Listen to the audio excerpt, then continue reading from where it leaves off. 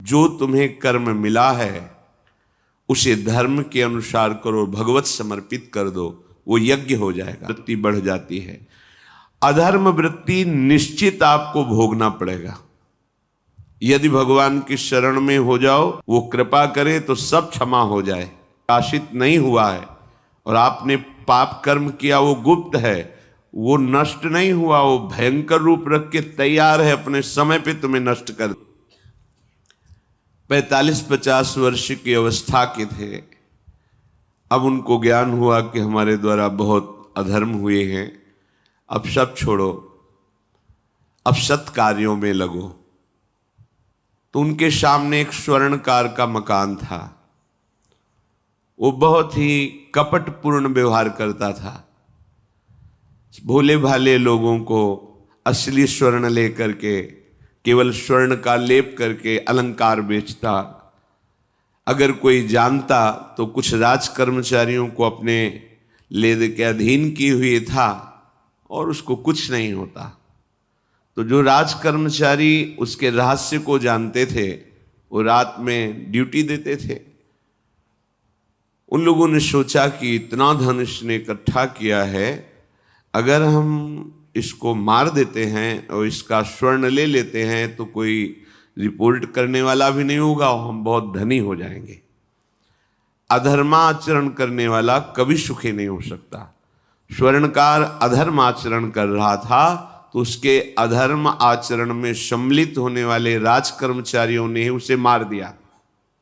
उसका स्वर्ण ले लिया, धन ले लिया और उसे एक बॉक्स में बंद करके वो निकल ही रहे थे कि वो जो धर्म पे चलना ठाना था, उन्होंने देख लिया। बाहर निकले, उनका ये क्या है?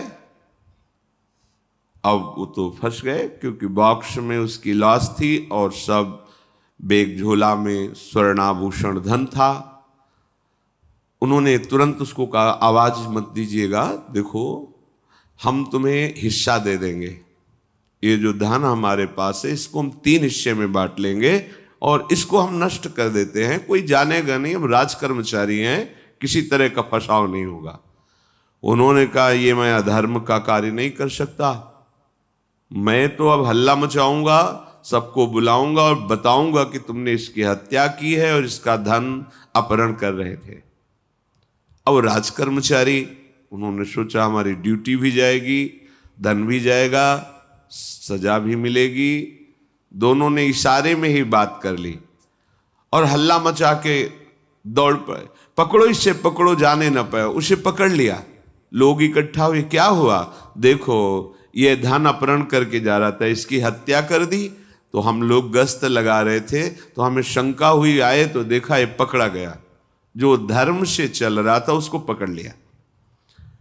अब तो प्रमाण, राजकर्मचारी खुद गवाही देने के लिए तैयार, उसे बंद किया गया, मुकदमा हुआ।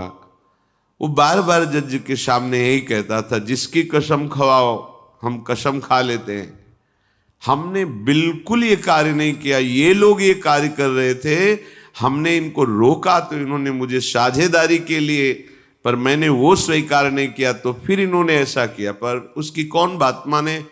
राजकर्मचारी गवाही। मुकदमा लंबा खिंचा, उसे जेल में रखा गया। हर बार आके वो यही प्रार्थना करता, कई वर्ष तक चलता रहता मुकदमा, जेल का उसे बड़ा कष्ट भोगना पड़ता।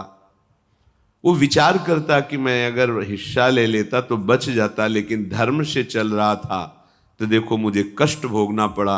मुझे लगता है भगवान के दरबार में न्याय नहीं है, धर्म रक्षा नहीं करता, ऐसा लगता है।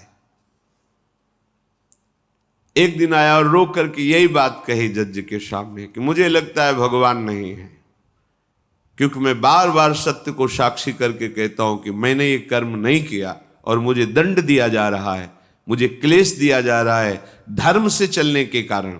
अगर मैं सम्मिलित हो जाता तो मुझे तीसरा हिस्सा मिलता और बिल्कुल बात शांत होती। ये क्या धर्म है, कहां भगवान है? जज ने इस पर गौर किया। कई वर्ष वो जेल भोगता रहा, मुकदमा चलता रहा, तब जज ने गौर किया कि बार बार ये कहता है इसकी जांच की जाए, तो हत्याकांड होते ही रहते हैं। एक शव आया वहां,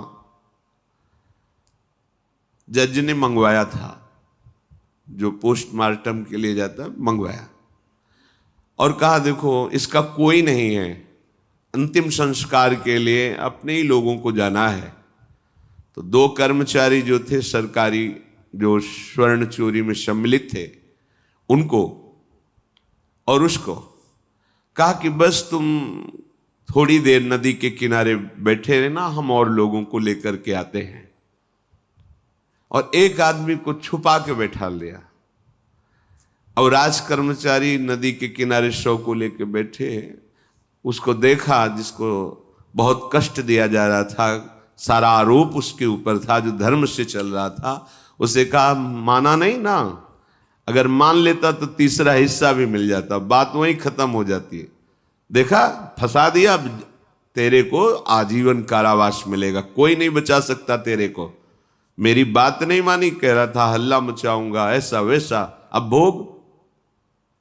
तो जज के द्वारा जो एकांत में बैठाला हुआ आदमी था, उसने पूरी बात सुनी। इसीलिए ये नाटक रचा गया था। तीनों को बुलाया और कहा तुम निर्दोष हो उस धर्मात्मा से। स्वयं इनकी आवाज से हमने सुना, ये कह रहे थे जो तुम बात कह रहे थे। तो उसने कहा कि ये तो ठीक है, अब निर्णय ठीक कर दिया, लेकिन अब कई वर्षों से मैं दंड भोग रहा था, ये कौन सा न्याय है? किस अपराध के कारण? मैं तो धर्म से चल रहा था, इसमें किंचन मात्र मेरा कोई अपराध नहीं था, फिर कई वर्ष से मैं सजा क्यों भोग रहा था? बार बार प्रताड़ना, नाना प्रकार के कष्ट क्यों भोगा मैं? जज ने कहा तुम हृदय को साक्षी करके बताओ, क्या कोई ऐसा अपराध किया है जिसका प्रकाश ना हुआ हो और तुम्हें दंड ना मिला हो? हम अब उसका कोई दंड थोड़ी तुम्हें देंगे, लेकिन तुम्हारे अंदर जो भगवान के प्रति आरोप है उसका निराकरण हो जाएगा। उसने कहा हाँ, यौवन अवस्था में मैंने किसी स्त्री को ऐसा ऐसा, और वो विरोध करने पर भी उसे मार दिया, और आज तक बात कोई प्रकाशित नहीं हुई। तो बोले फिर भगवान को क्यों दोष देते हो? वो कर्म तुम्हारा दंड अगर मिल जाता तो नष्ट हो जाता, वो कर्म सुरक्षित है। उसी कर्म ने तुम्हें यहां अधर्म ना होने पर भी फंसाया, और देखो तुम्हें भोगना पड़ा। तो निश्चित समझो, यदि आप अधर्म के द्वारा कोई भी सुख साधन करेंगे तो आप नष्ट होंगे। अधर्म के द्वारा आप धन आदि छीनना चाहेंगे तो आप नष्ट होंगे। अधर्म कर दिया है और उसका प्रायश्चित नहीं हुआ तो वो कर्म सुरक्षित है। ऐसी जगह फंसाएगा जहां 100% आपने कोई अपराध नहीं किया, पर आपको उसका दंड भोगना पड़ेगा। फिर आपको लगेगा कि न्याय में अन्याय हो रहा है, कोई भगवान नहीं है। देखो मैंने बिल्कुल कसम खा के कहता हूं पाप नहीं किया, पर ये पाप का जो आरोप लगा वो पूर्व पाप आकर के तुम्हें दंडित कर रहा है। अब इस कर्म विधान को ये बहिर्मुख लोग क्या जानते हैं?